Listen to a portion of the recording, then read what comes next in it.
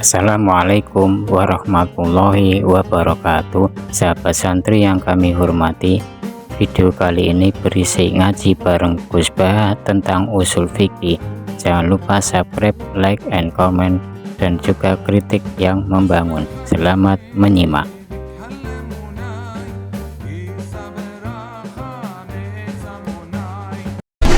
Al-Fatihah. Bismillahirrahmanirrahim. Ar-Rahmanirrahim. Surah Khairil Maghdubi 'alaihim waladdallin. Assalamualaikum warahmatullahi wabarakatuh. Bismillahirrahmanirrahim. Tabarakalladzi nazzala al-furqana 'ala 'abdihi liyakuna lil 'alamina nadhira. Allahumma sholli wa sallim wa barik ala sayyidina Maulana Muhammadin wa ala alihi wa sahbihi asmina ma ba'du. Saya sering cerita ke orang-orang, kalau ada rapat ketahanan pangan itu yang rapat ya baik karena ngatur ketahanan pangan, tapi yang enggak rapat nanam padi itu juga baik karena itu yang real mempertahankan pangan itu. Jadi kalau semuanya rapat, yang nanam padi siapa? Kalau yang semuanya nanam padi, yang koordinasi supaya dikirim kemana, diatur bagaimana, itu butuh rapat. Tapi real kebutuhan padi itu butuh penanam. Ini yang saya kagum dari pengurus PBNU. Jadi ada beberapa kiai itu yang nggak pati rapat di kantor seperti saya. Tapi saya ini selalu mengajarkan kitab risalahnya Mbah Hasyim Asy'ari tentang ahli sunnah wal jamaah. Sehingga anggap saja saya ini nanam padi tapi tidak ikut rapat ketahanan pangan. Dan itu harus dianggap lazim saja dalam perbedaan-perbedaan itu. Saya teruskan cerita ilmu usul fikih ya. Usul fikih itu satu disiplin ilmu yang penting sekali untuk menganalisis teks. Kenapa itu penting sekali? Karena beberapa teks itu jelas berbahasa Arab. Dan bahasa Arab itu ya umumnya bahasa, ada ruang dan waktu. Sehingga ada beberapa cerita termasuk yang disebut terkenal sekali oleh Sayyid Muhammad Abu Ya Sayyid Muhammad bin Alawi Al-Maliki. Jika semua bid'ah itu jelek hanya karena Rasulullah tidak mengajarkan atau belum mengajarkan, maka cerita seperti ini nggak terjadi. Suatu saat itu ada sahabat, entah saking kangennya Allah entah gimana, ketika iktidal itu baca Rabbana lakal hamdu hamdan katsiran thayyiban mubarakan fi.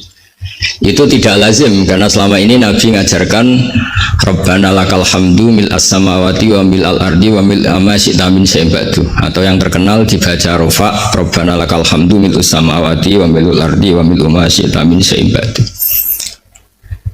Lalu karena itu enggak lazim, setelah sholat Nabi tanya, ayyukumul qail, dari kalian semua ini yang melafadzkan kalimat itu siapa? Semuanya diam karena takut disalahkan Rasulullah Shallallahu Alaihi Wasallam.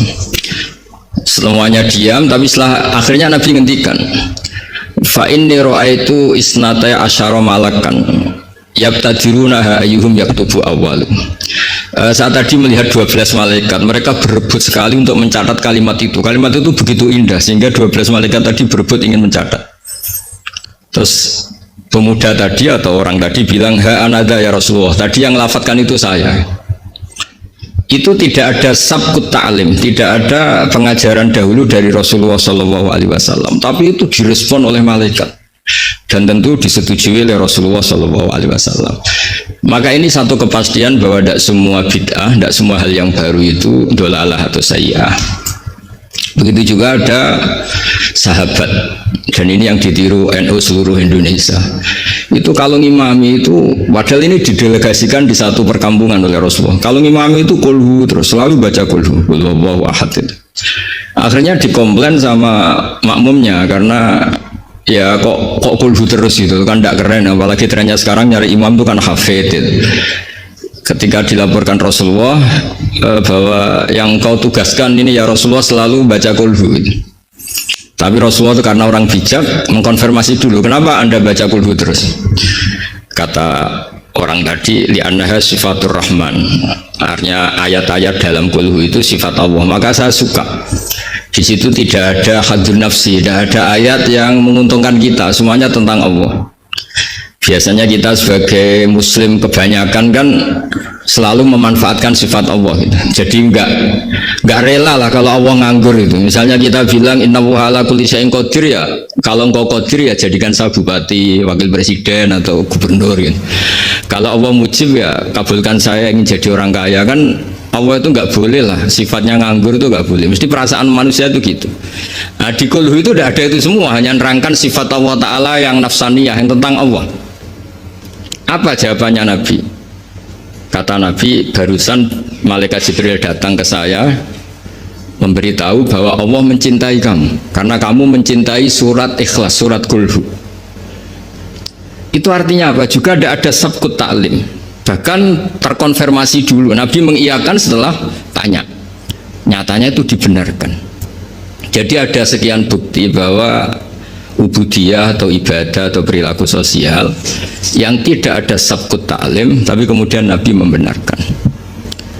Cerita ketiga, saya ini keluar dari yang saya bayangkan itu kan ya cerita-cerita nuzulul Quran, tapi sebagai adaban sama Kiai Haji Syukron Makmun yang cerita usul fikih saya teruskan. Memang tadi Gus Yahya juga cerita sanad. Saya ngaji di Kiai Haji Maimun Zubair dan bapak saya seorang hafid juga ajar. Kiai Maimun itu putra Mbah Zubair. Mbah Zubair itu dulu pakar usul fikih. Beliau dulu ngaji sama Mbah Fakih Mas Kumambang, dulu wakil Rais Akbar. Kiai Fakih Mas Kumambang ini angkatannya Mbah Hashim ketika ngaji di Said Abi Bakar Sato. Ngaji Syekh Mahfud dulu, Syekh Mahfud Termas.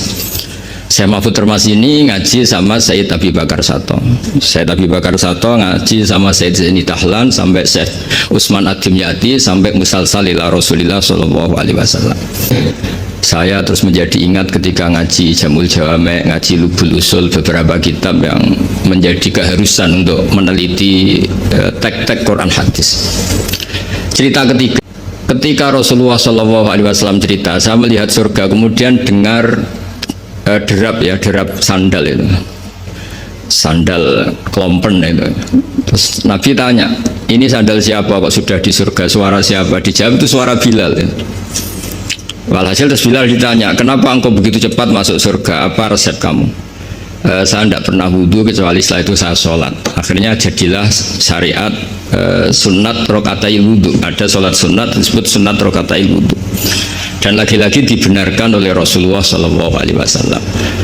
Sehingga cerita-cerita seperti ini mengilhami semua kreasi-kreasi ibadah yang tidak mahdhah dan tidak merubah pakem dari kaidah yang disebut Rasulullah SAW. Maka itu disebut bid'ah hasanah. Dari segi baru bisa disebut baru, tapi dari segi sesuai al-qawaid al-muqarrarah tetap disebut itu hasanah. Sehingga Islam ini ittasa'afakuh, Islam ini cakrawalanya luas sekali. Sebab itu ketika Rasulullah SAW intaqala ila rafiqil a'la, ya, bahasa halusnya wafat itu intaqala ila rafiqil a'la. Ada khilafah yang dipilih konsensus, yaitu Abu Bakar As-Siddiq. Ada khilafah yang ditunjuk, yaitu Umar bin Khattab. Ada khilafah yang ditentukan ahli syura, yaitu Utsman bin Affan. Ada khilafah yang dipilih lagi oleh syura, yaitu Sayyidina Ali karramallahu wajhah. Dan semuanya itu juga akhirnya ijtihad, dan ijtihad itu sangat luas di ranah usul fikih. Saya beri contoh, misalnya dulu sahabat begitu mencintai Madinah karena itu Madinah itu Rasulullah SAW, muhajiru Rasulullah, tempat hijrahnya Rasulullah. Tapi Sayyidina Ali itu akhirnya pindah di Irak, di Kufah, karena beliau ingin nasrul ilm. Jadilah Kufah melahirkan Baghdad yang menjadi Qubbatul Islam. Di situ lahir ulama-ulama top, termasuk Sultanul Ulama Syaikhul Qadir Jilani. Imam Syafi'i pernah hidup di Baghdad. Semua ulama besar pernah hidup di Kufah, di Basrah, di Baghdad. Sehingga di Kufah zaman itu jadi markazul ilm. Di Basrah juga sama, jadi markazul ilm. Lahirlah Hasan Basri, lahirlah ulama-ulama top. Karena barokahnya nasrul ilmi yang digerakkan Sayyidina Ali karramallahu wajhah. Tapi banyak juga orang yang nggak ingin Madinah itu kosong. Lahirlah Imam Malik yang nggak pernah meninggalkan Madinah. Nah, sisi pandang yang berbeda ini ya karena barokahnya usul fikih, ada illatul hukmi, ada alasan kenapa hukum ini terbentuk. Sehingga barokahnya pemikiran-pemikiran itu kita tidak pernah kering, nggak pernah punya pakar-pakar usul fikih. Yang saya tahu misalnya Mbak Zubair punya murid Kiai Haji Sal Mahfud yang ngarang kitab Thariqatul Fusul, itu juga berkat beliau ngaji sama Mbak Zubair, zaman itu ngaji Jamul Jame, ngaji Lubul Usul. Akhirnya setelah Mbak Zubair mewakili Mbak Fakih Mas Kumambang, mewakili Mbak Mahfud Termas, kemudian mewakili Sayyid Abi Bakar Sato, juga mewakili dari abahnya namanya Mahfud bin Abdullah bin Abdul Manan. Ki Abdul Manan ini yang orang pertama Indonesia yang di Al-Azhar di Mesir, sehingga di kedutaan Mesir orang Jawa pertama alim alama yang di sana namanya Syekh Abdul Manan. Itu ngaji sama Sohibul Ithaf yang punya syarah Ihya, namanya Ithafus Sadatil Muttaqin, Ithafus Sadat Al-Muttaqin. Itu kitab yang luar biasa karena Ihya dikarang 600 tahun yang lalu, itu tidak ada yang berani mensarai. Dikarang oleh Hujjatul Islam, kitab legenda. Itu yang menyarai pertama adalah Said Murtado Az-Zabidi, gurunya Kiai Abdul Manan. Kiai Abdul Manan itu mbahnya Syekh Mahfud. Jadi Kiai Abdul Manan punya putra Kiai Abdullah, punya putra Kiai Mahfud. Kiai Mahfud ini punya putra namanya Muhammad. Gus Muhammad ini yang mulai hidup lagi di Indonesia, di Betengan Demak. Lalu Syekh Ithaf ini, Sayyid Zabidi ini nganalisis ilmu itu luar biasa. Ini yang al-ilmu bidiroyah. Di luar riwayat itu ada al-ilmu bidiroyah. Kita tahu, kita madaih, kita maulid, dan maulid itu luar biasa. Di situ ada sejarah Rasulullah, ada sholawatan, ada semuanya. Dan ketika kita pakai ilmu diroyah, kualitas sholawat ini luar biasa. Bukan sekedar biasa, luar biasa. Hadhihi kalimatul mahabbah, ini kalimat mahabbah yang menjadikan kita tidak akan kecelakaan kayak yang dialami umat Isa alaihissalam, yaitu Rasulullah SAW ini jadi nabi setelah Nabi Isa alaihissalam, di mana orang yang senang sekali sampai memposisikan di atas kapasitas sebenarnya sampai menuhankan, yang benci juga benci sekali sampai menuduh yang macam-macam. Akhirnya apa? Umatnya Nabi ini dikelola oleh kalimat sholawat, yaitu umatnya Nabi itu begitu mencintai Nabinya, sangat-sangat mencintai, tapi tidak pernah sampai menuhankan. Itu apa? Yaitu kalimat sholawat, kata Sayyid Zabidi, Allahumma sholli ala habibika abdika rasulika Muhammad. Kita minta Allah sebagai pemberi, Rasulullah apapun hebatnya, beliau adalah seorang hamba kekasihnya sebagai penerima. Maka kata Sayyid Zabidi, wa Muhammadun Rasulullah wa injalla qadru muhtajun ila rahmatihi subhanahu wa ta'ala. Apapun hebatnya Rasulullah sallallahu alaihi wasallam, beliau tetap seorang hamba yang butuh rahmatnya Allah Ta'ala. Sehingga hadil kalimah ini kalimah yang memantapkan umat Islam tetap memposisikan la ilaha illallah sebagai Tuhan, Muhammad Rasulullah sebagai yang paling dikasih Tuhan, yaitu dikasih Allah Subhanahu wa Ta'ala. Sehingga kalimat sholawat ini berkat analisis diroyahnya Sayyid Zabidi menjadi kalimat yang luar biasa. Bukan sekedar kalimah mahabbah, bukan sekedar kalimah yang menjadikan kita berhak dapat syafaatnya, juga kalimat yang memantapkan tauhidnya umat Islam, yaitu la ilaha illallah Muhammadur Rasulullah, yaitu Allah sebagai al-mu'ti, sebagai pemberi, Nabi sebagai penerima. Jadi Allah tetap sebagai Tuhan yang memberi rahmat, memberi sholawat, memberi askat tahiyat, memberikan amal barokat, semuanya semua yang terbaik diberikan sama kekasihnya terbaik, yaitu Rasulullah Shallallahu Alaihi Wasallam. Disebut hadis sholawat itu syihatul mahabbah, juga syihatul tauhid, juga syihat yang menjadikan kita tidak akan mengalami kayak yang dialami oleh umatnya Nabi Isa alaihissalam. Jadi sanad-sanad itu penting.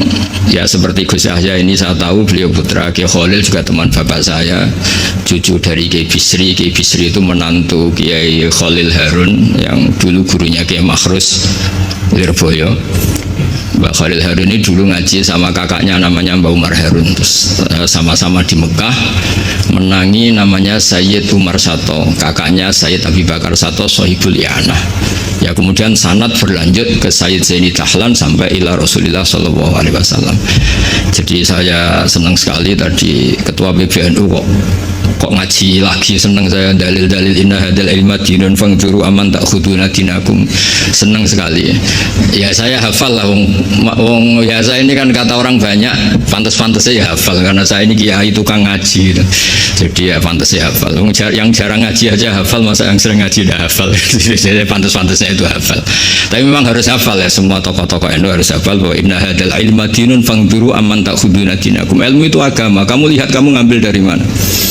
Dulu Imam Bukhari itu kalau mau ngajar, mau ngaji atau mau ngambil ilmu atau mau apa saja, karena ngajar juga harus memberikan pada yang kompeten, mengambil ilmu juga harus ngambil dari yang kompeten.